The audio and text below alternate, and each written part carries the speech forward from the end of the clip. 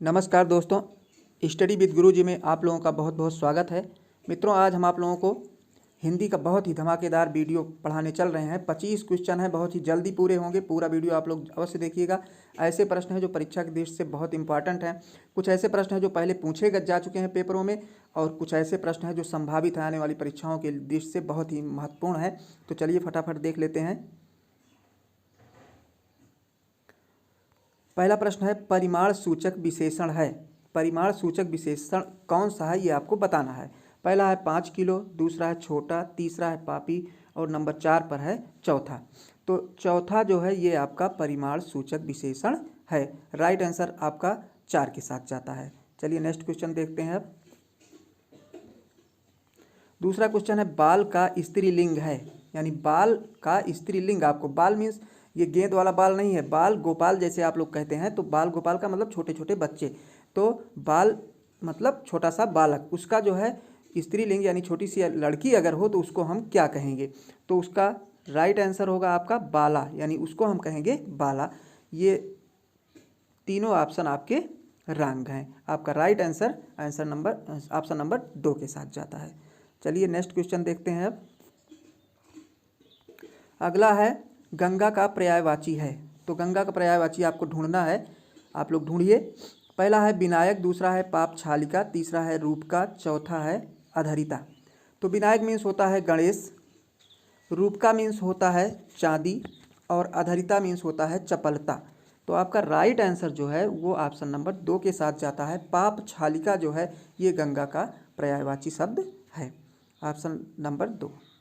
चलिए नेक्स्ट पर चलते हैं। पंथ का पर्यायवाची नहीं है। आपको ये ढूंढना है पंथ शब्द का पर्यायवाची जो नहीं है उस पर आपको टिक लगाना है। पहला है पथ, दूसरा डगर, तीसरा मार्ग, और चौथा पाद।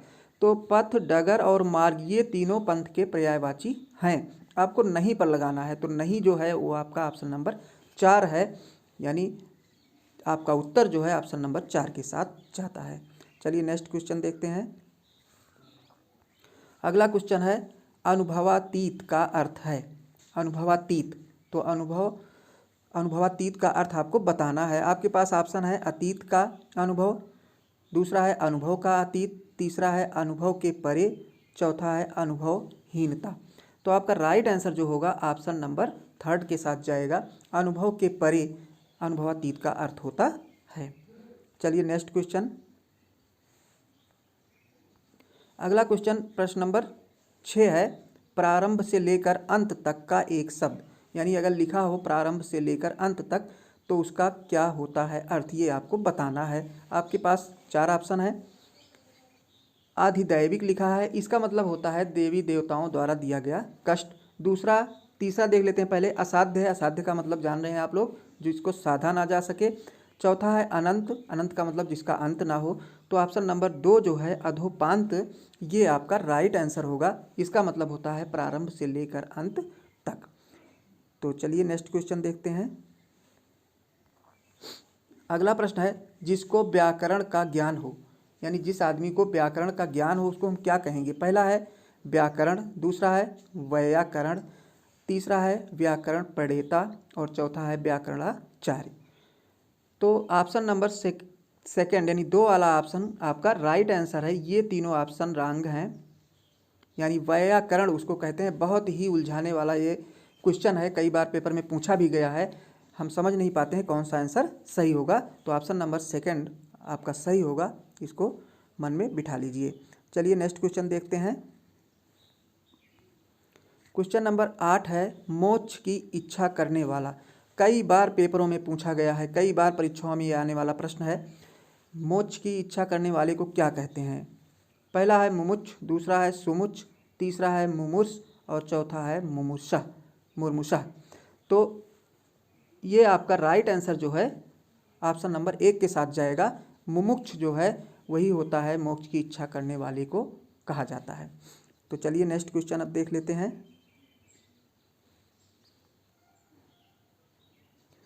क्वेश्चन नंबर 9 है, अनोखा दान किसकी रचना है। अनोखा दान एक रचना है साहित्य की, हिंदी साहित्य की। तो उसको किसने लिखा ये आपको बताना है। पहला है प्रेमचंद, दूसरा है विष्णु प्रभाकर, तीसरा है गे और चौथा है सुभद्रा कुमारी चौहान। तो आपको बताना है किसकी रचना है ये। तो ये रचना मित्रों आपकी विष्णु प्रभाकर की है। अनोखा दान जो है विष्णु प्रभाकर ने लिखा है। तो ऑप्शन नंबर 2 आपका राइट आंसर है। चलिए नेक्स्ट क्वेश्चन देखते हैं। अगला है अव्ययी भाव समास है। अव्ययी भाव समास, तो इसमें आपको, जिसमें अव्ययी भाव समास का मतलब होता है जिसमें अव्यय लगा हो। अव्यय लगा हो तो हम अगर देखना चाहें अव्यय किसमें लगा है तो आप आसानी से इसको ढूंढ सकते हैं कि अव्यय किसमें लगा हुआ है। तो आप लोग चारों ऑप्शन देख रहे हैं। पहला है यथासंभव, दूसरा है यथासंभव और दूसरा है त्रिवेणी, तीसरा है परमानंद, चौथा है जन्म मरण। तो त्रिवेणी में आप लोग जान रहे हैं द्विगु समास है। परमानंद में तो ये होगा नहीं। परमानंद में आपका कौन सा समास है? कर्मधारय समास है। और जन्म और मरण में जो है आपका द्वंद्व समास है। तो ये तीनों रंग चले गए। तो अव्ययी भाव आपका बचा ऑप्शन नंबर 1। चलिए नेक्स्ट क्वेश्चन देखते हैं। अब ये रिपीटेड हो गया है, ये प्रश्न आपका रिपीटेड हो गया है। इसका आंसर है पाप छालिका, जैसा कि हमने पिछले बार भी बताया आपको। चलिए अगला क्वेश्चन देखते हैं। अगला क्वेश्चन है स्त्रीत्व कौन सी संज्ञा है? स्त्रीत्व, ये आपको संज्ञा बताना है कि कौन सी संज्ञा है। आपके पास ऑप्शन है जातिवाचक, व्यक्तिवाचक, भाववाचक और द्रव्यवाचक। तो द्रव्यवाचक तो होगा नहीं, ये आपका कट ही जाता है, द्रव्य से रिलेटेड है नहीं।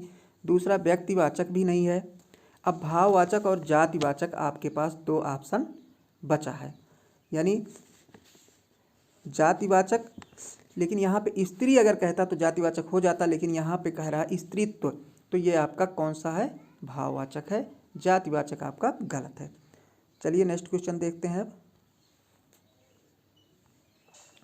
अगला है कपटी मित्र के लिए सही मुहावरा, यानी अगर कपटी मित्र लिखा हो तो उसको हम मुहावरे के रूप में कैसे हम लिखेंगे, ये आपको ध्यान में देना है। पहला है दांत काटी रोटी, दांत काटी रोटी। दूसरा है आस्तीन का सांप, तीसरा है अक्ल की दुम और चौथा है आबनूस का कुंदा। तो आपको ये ढूंढना है कि कौन सा ऑप्शन इसका सही है। तो कपटी मित्र का मतलब होता है आस्तीन का सांप, यानी ऐसा मित्र जो कभी भी धोखा दे सकता हो, उसी को कहा जाता है आस्तीन का सांप। तो ऑप्शन नंबर आपका 2 राइट आंसर है। अगला क्वेश्चन देखते हैं। क्वेश्चन नंबर 13वां है कौन सा शब्द भाववाचक संज्ञा नहीं है? आपको नहीं वाला पहचानना है।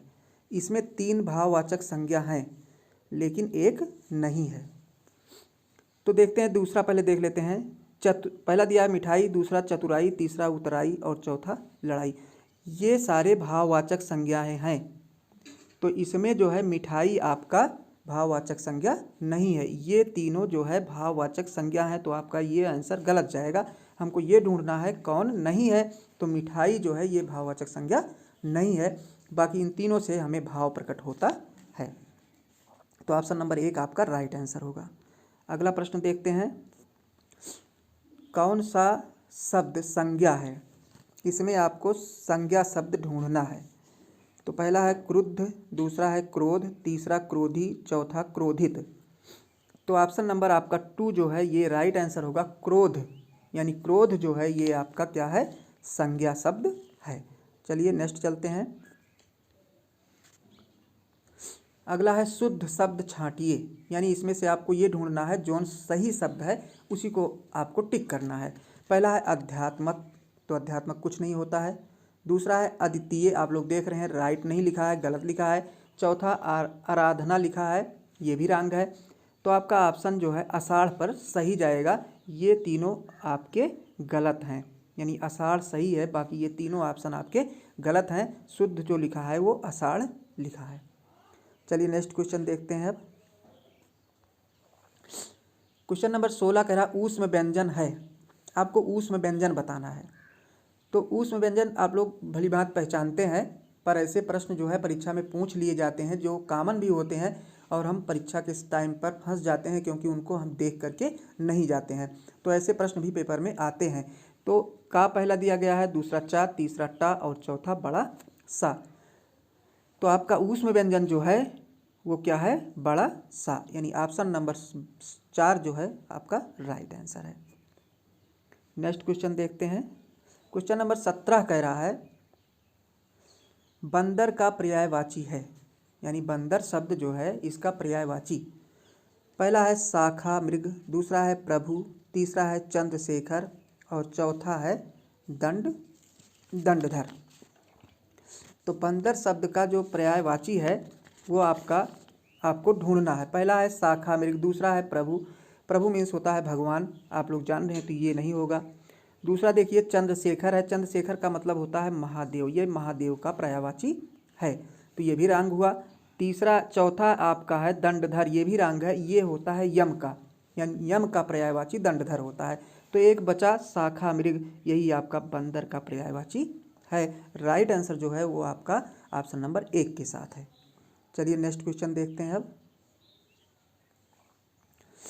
अगला है 18वां तत्सम शब्द है, यानी आप तत्सम का मतलब होता है शुद्ध संस्कृत, यानी संस्कृत का जो शुद्ध शब्द होता है वही होता है तत्सम, और उससे जो उत्पन्न होकर के बनते हैं वो होते हैं तद्भव शब्द। तो आपको इसमें से तत्सम शब्द छांटना है जो शुद्ध संस्कृत का हो।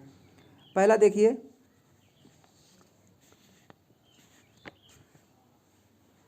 पहला है आकार, ये आकार होना चाहिए, सारी यहाँ पे थोड़ा सा रंग हो गया है। पहला है आकार, दूसरा है असीम और तीसरा है अफीम, चौथा है अकथ।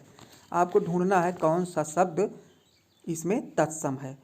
तो आकार शब्द जो है ये आपका राइट आंसर है, ऑप्शन नंबर 1 जो है आपका करेक्ट आंसर। चलिए नेक्स्ट क्वेश्चन देखते हैं। 19वां प्रश्न कह रहा है आलस्य शब्द का विशेषण, यानी 19वें में पूछ रहा है आलस्य शब्द जो है उसका विशेषण अगर हम बनाना चाहें तो कैसे बनाएंगे, कौन सा होगा। पहला है आलसी, दूसरा है अलसी, तीसरा है आलस, चौथा है आलसीपन। तो आप लोग ढूंढिए कौन सा इसमें राइट है। हम बताते हैं आप लोगों को, पहला ऑप्शन इसका राइट आंसर होगा आलसी, आलस्य का विशेषण है आलसी। तो राइट आंसर आपका जो है वो ऑप्शन नंबर 1 है। चलिए नेक्स्ट क्वेश्चन पर। अगला प्रश्न है 20वां सकर्मक क्रिया है, आपको पहचानना है किस क्रिया का इसमें कर्म भी है वो आपको ढूंढना है। बहुत ही इंपॉर्टेंट क्वेश्चन है, ये परीक्षा में पूछा जाता है अक्सर, क्या हर बार पूछा जाता है। टेट, सुपर टेट और सी टेट या एनी एग्जाम जिसमें हिंदी आता है उसमें ऐसे प्रश्न जरूर आते हैं, तो इनको आप लोग देख करके जाइएगा। देखिए रोना, खेलना, हंसना, सोना, ये आपका 4 ऑप्शन है। इसमें पहचानने की बात ये होती है कि जिस कार्य से कर्ता पर ही प्रभाव पड़े वो होता है अकर्मक क्रिया, और जिस पर जो कार्य करने से किसी दूसरे पर प्रभाव पड़े, क्रिया का प्रभाव किसी दूसरे वस्तु पर पड़े, वो होता है सकर्मक क्रिया। तो क्रिया का प्रभाव हमें देखना है। सोना, जैसे हम सो रहे हैं तो हम सोने का प्रभाव किस पर पड़ रहा है, जो सोएगा उसी पे पड़ेगा, कर्ता पे ही। क्रिया का प्रभाव किस पे पड़ रहा है, कर्ता पे पड़ रहा है, तो ये आपका रंग होगा। दूसरा देखते हैं हंसना, हंसेगा कोई व्यक्ति तो प्रभाव किस पे पड़ेगा, उसी व्यक्ति पर पड़ेगा। चौथा है सोना, सोएगा अगर तो क्या होगा, उसी पे पड़ेगा, जो सोएगा उसी पर प्रभाव पड़ेगा। खेलना एक शब्द आया है इसमें, ऑप्शन नंबर 3 यही राइट आंसर है, क्योंकि जब हम खेलेंगे तो कोई वस्तु खेलेंगे, गेंद खेलेंगे, बाल खेलेंगे या कुछ भी खेलेंगे, तो जो खेलेंगे हमारी क्रिया का प्रभाव उस पर पड़ेगा, तो ये हो गया हमारी क्रिया जो होगी ये सकर्मक क्रिया होगी। तो ऑप्शन नंबर 3 आपका राइट आंसर है। चलिए अगला क्वेश्चन देखते हैं। अगला है तालव्य व्यंजन है, तालव्य का मतलब जो तालु से बोले जाते हैं वो व्यंजन आपको लिखना है, वो उसका पता लगाना है। तो पहला है टा, ठा, डा, तीसरा है चा, छा, जा, झा, तीसरा है ता, था, दा, धा और चौथा है पा, फा, बा, भा। अब यहाँ आपको ये देखना है कि कौन सा है जो आपके तालु से निकल रहा है। तो ता, था, दा, धा ये आपके तालु से निकल रहे हैं, यही आपका राइट आंसर होगा। तालव्य व्यंजन यही है। चलिए अगला क्वेश्चन देखते हैं अब।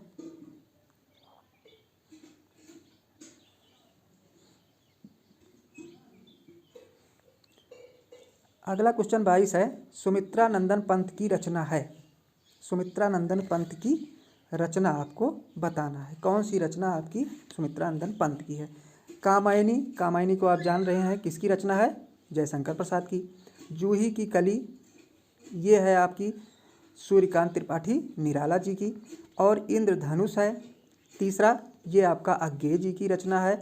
एक बचा आपका काला और बूढ़ा, सारी यहाँ पे बूढ़ा होना चाहिए, काला और बूढ़ा चाँद है, बूढ़ा चाँद, ये आपका राइट आंसर है। यही रचना जो है सुमित्रा नंदन पंत जी की है चारों ऑप्शन में से। तो आपका ऑप्शन नंबर 4 जो है राइट आंसर है। अगला क्वेश्चन देखते हैं अब, क्वेश्चन नंबर 23। शुद्ध शब्द आपको ढूंढना है, शुद्ध शब्द आपको चुनना है, सेलेक्ट करना है।